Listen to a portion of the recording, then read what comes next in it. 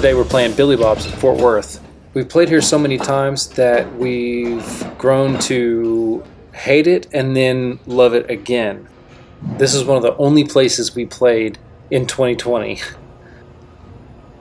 The first time I ever came here, I was 14 years old, and I was watching a battle of the bands on the small stage out front.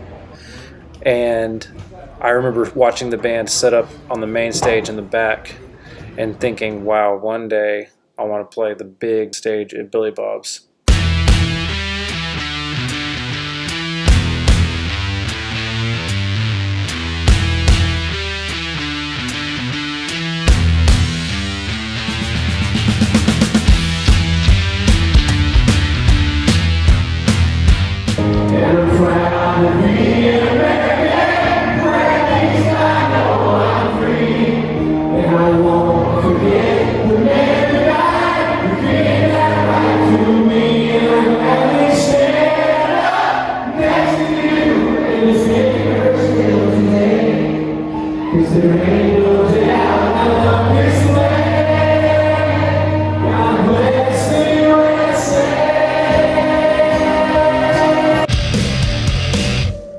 Today we're headed to Duluth, Minnesota to play our largest headlining arena show ever.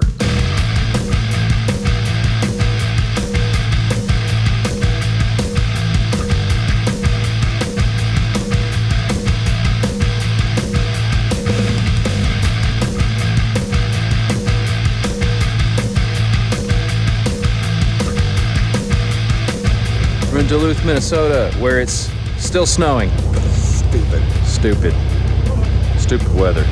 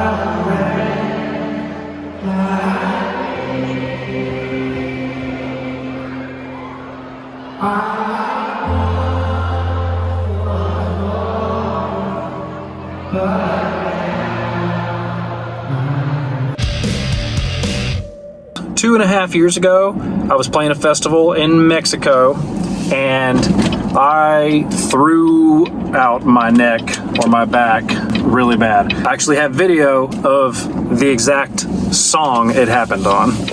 As you can see, my head and arm are going opposite directions really hard. So that is what caused this kind of messed up numbness in my fingers. Numbness in the fingers is pretty much traced right up your whole arm into your neck. So today I'm headed to Austin to LifeSpring Chiropractic, and I'm gonna see Dr. Matt Delgado for the third time technically. He fixed a lot of things that were wrong with me that first appointment.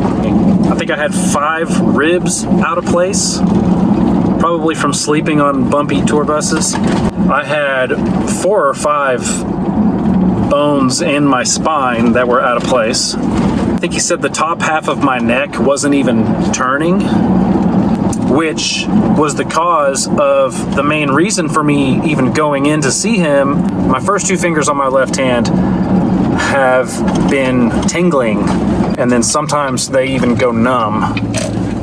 And for a drummer, your fingertips start going numb as a drummer. It's just something to look into. I walked out of his office after my first appointment feeling like a brand new person. I've learned that you can't just go to any chiropractor. You have to go to a good one. And if you find a good one, it's worth the drive. So, let's go.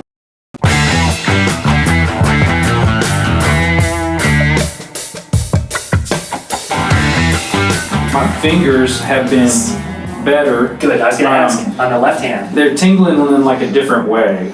With any symptoms right in the hands or any numbness, any tingling, a lot of times we think it may be a problem in the wrist or the elbow, but if we really follow that all the way up the nerves from the hand, they originate in the neck. So that's our main focus with you, is the neck. And we see so many problems with that just from even daily cell phone use. So I'm going to start at the top one, and this first one, same as what I did last time with you, really light, more just a pressure right there. Good. So not every adjustment has a popping or cracking. This is more light force or tonal, we call it, and it's still going to give you the same effect, but just a little different style. So feeling for motion again, good on that side. Last time this side wasn't good there. Now that's better. Through there, that moves better. And restoring motion is really what we want to do. And then in your hips, we're going to have you lie on your side, please, facing the way that you are. Right on this center bone, it's called the sacrum. Give them a little push forward. Oh, there we go. Follow my hand and we can see what we're doing. I'm almost creating a wave in his spine, and right when I get to there, it stops moving.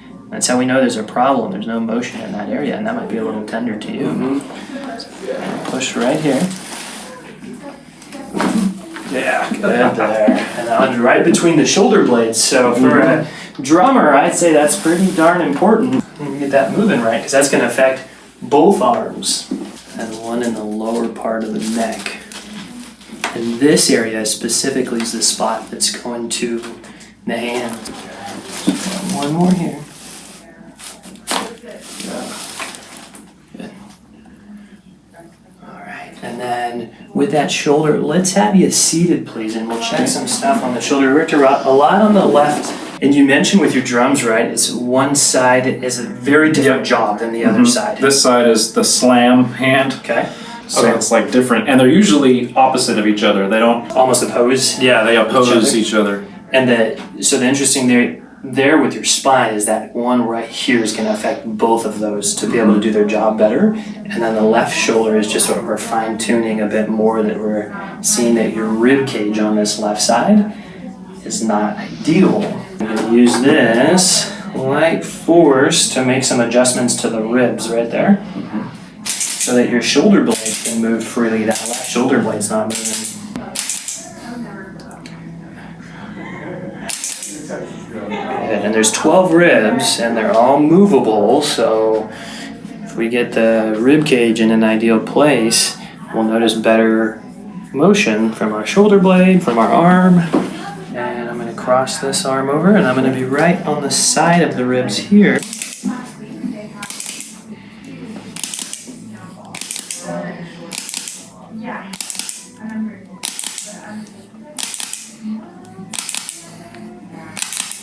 Good, and then we're going to go on the opposite side, same thing here, so I'm going to cross that arm. And there's some testing we can do to find this, and we did that last time, right, to see that this is called the rib angle. It's problematic.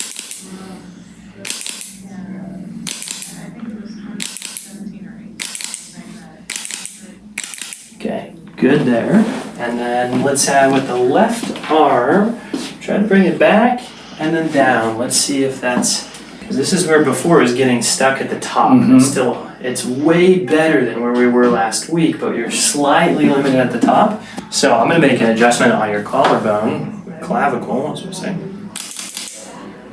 Now try that same thing for me. Yeah, I did it. Now right there. Glides back better, yeah. Wow. And then we're going to be checking the front of the shoulder now. We've looked at the back, side, and that front part, but now right here, right there. Let's have you bring the arm straight out. Don't let me push it down. Good, so strong. So we don't need to adjust it. That one we adjusted last time, that's holding, that's doing great, and you are all set, sir. You're all good. Thanks.